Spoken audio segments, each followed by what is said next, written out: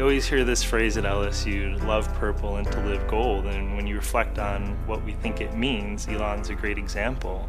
So during his time here, he stood out as a thoughtful doctoral student who worked hard and did well, and as a faculty member now in another institution outside of LSU, he represents the work that we do here well. I think what makes him exceptional is that he speaks to so many different communities, and he speaks clearly.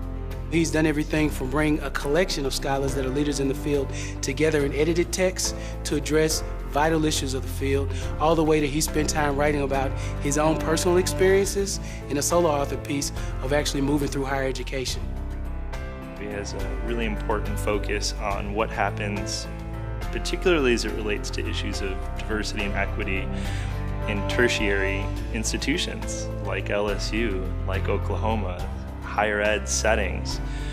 But he also bridges back to where this starts in K-12 settings, maybe even before then, by having a real focus on identity and how identity impacts everything that we do.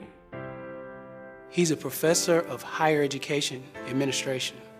That's his primary field, but also he looks at the sociology of education, and particularly the ways that students from traditionally marginalized populations experience higher education.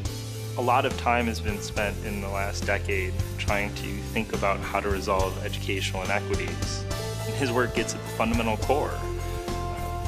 He thinks about the relationship that identity has and how institutions of higher ed provide access, take away access, ways in which diversity is modeled or not modeled in higher education, and the implications of that for practice.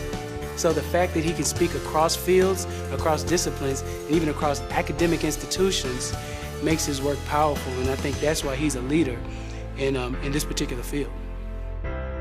The College of Human Sciences and Education gratefully acknowledges the significant value of Dr. Elon Dancy's contributions to the field of higher education and the promise his work holds for the future by honoring him with the 2014 Alumni Distinction Award.